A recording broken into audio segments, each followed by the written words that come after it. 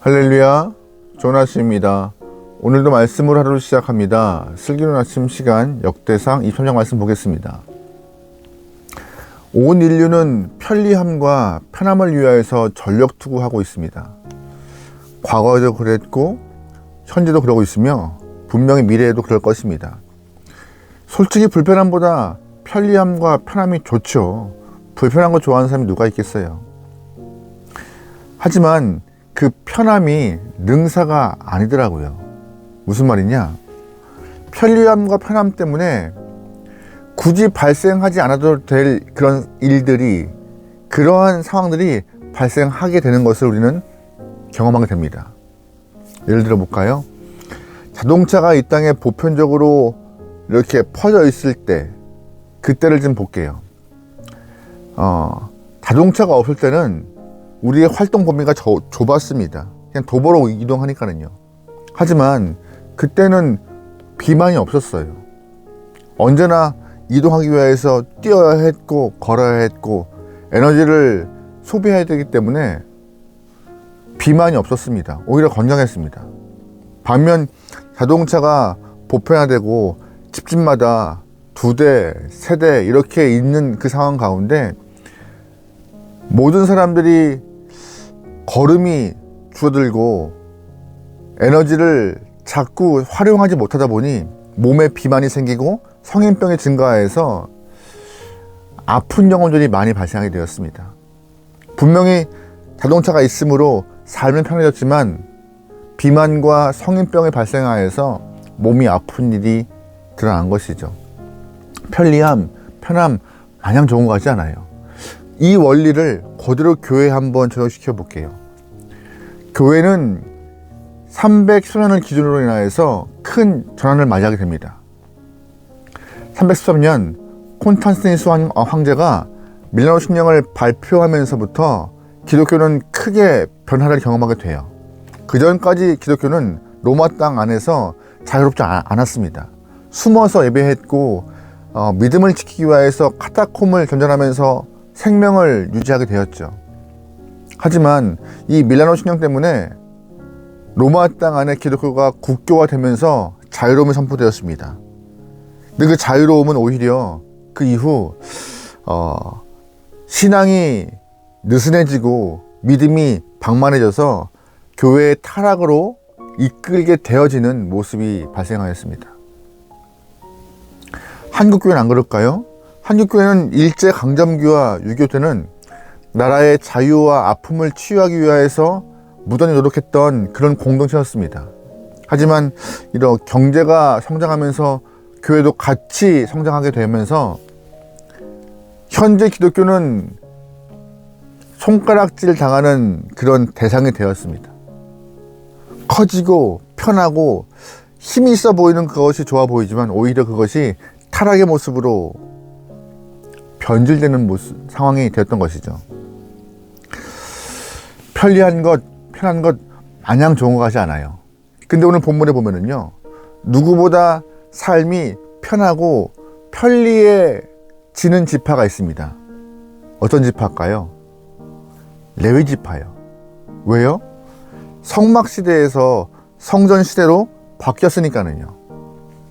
그 전까지는 레위 지파가 일일이 다 싸고 메고 옮겨야 했지만 성전 시대는 그럴 필요가 없던 것이었습니다.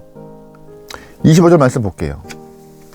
다윗이 이르기를 이스라엘 하나님 여호와께서 평강을 그의 백성에게 주시고 예루살렘에 영원히 거하시나니 레위 사람이 다시는 성막과 그 가운데 쓰는 모든 기구를 맬 필요가 없다 한지라. 아멘.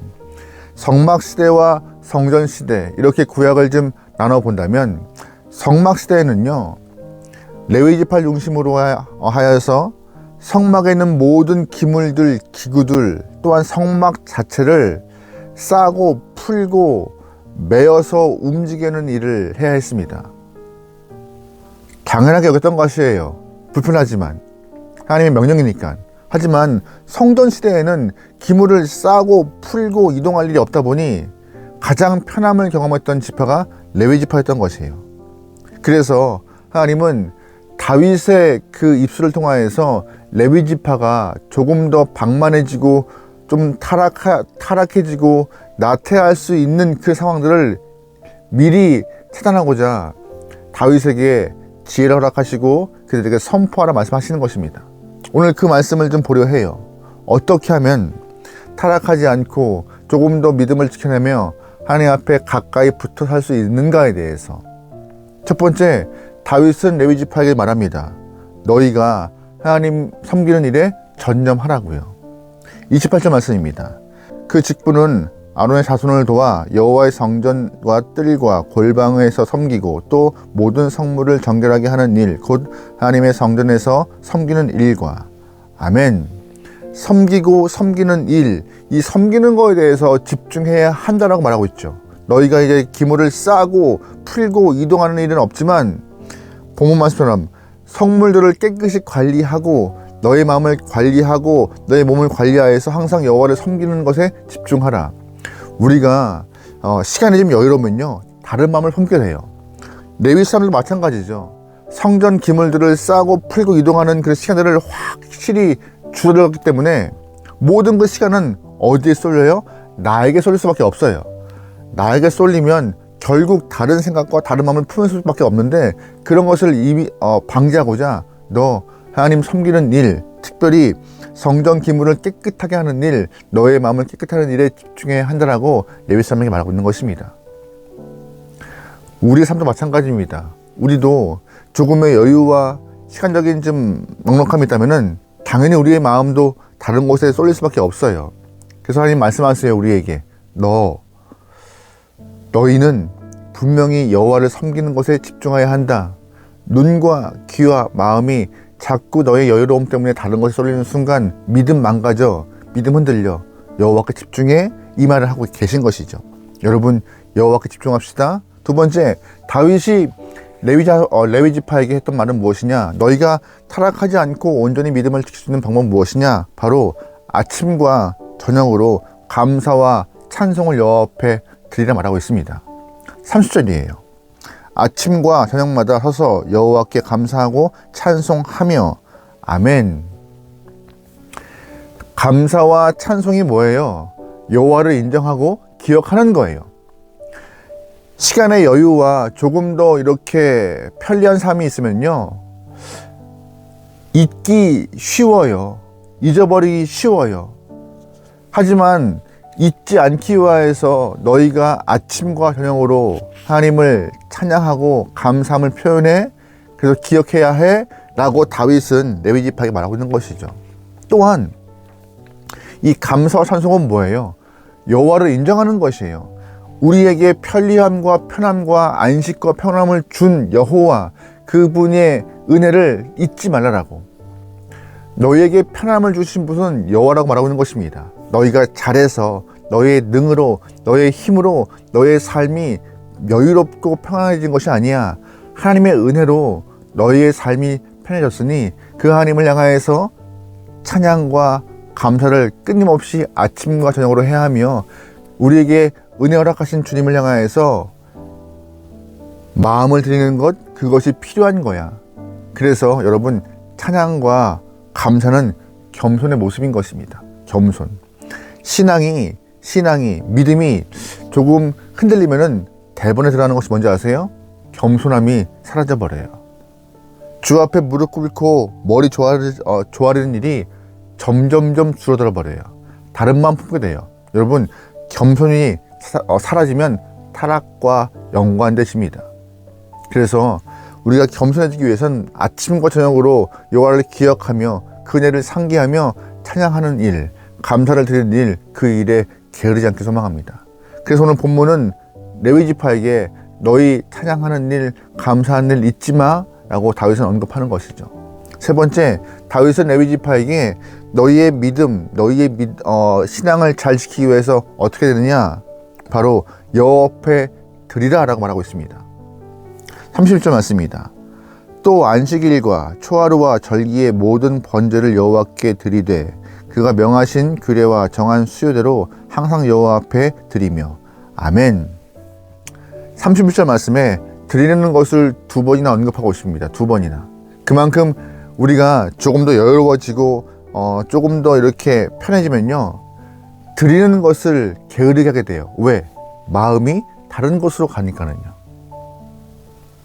오히려 편리함과 편해지고 여유로워지면 더 주를 잘 섬길 수 있다라고 고백하지만, 아니요, 오히려 더 다른 곳에 눈을 들 수밖에 없는 상황들, 내 눈과 내 시선과 내 마음이 다른 곳으로 쏠릴 수 있는 가능성이 더 농후하기 때문에, 마음이 빼앗기고 시선이 빼앗기고 내 몸이 빼앗기면 당연히 물질도 빼앗기는 것입니다.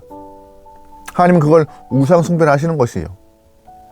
편리함은 믿음을 잘 지킬 수 있는 어떠한 계기가 아니라 오히려 우상 숭배로 빠질 수 있는 길인지라, 본문은 말해요. 다윗에게, 다윗아, 레위 지파에게 선포하라. 드리라고.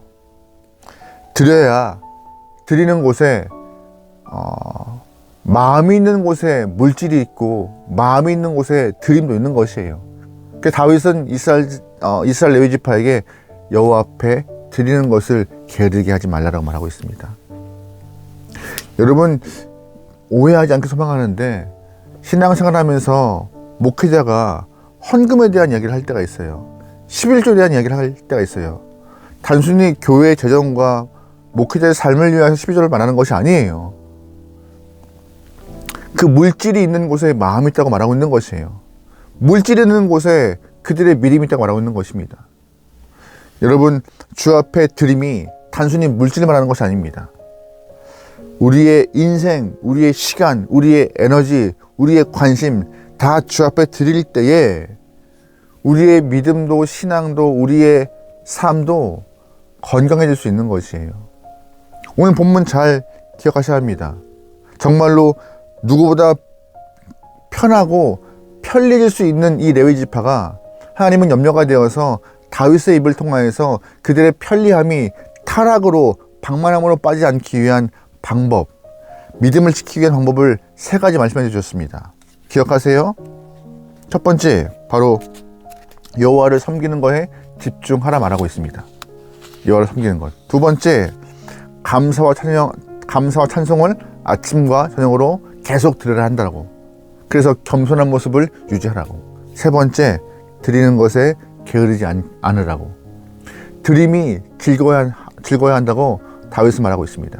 이 3가지의 모습 잘 지켜서 우리가 삶에 적용하여서 우리 또한 너무나 편함과 편함에 익숙하여서 하나님을 잃어버리지 않고 섬기고 고백하고 드림으로 주님을 기억하고 주님께 나아갈 수 있는 여러분과 저의 삶이 되길 소망합니다.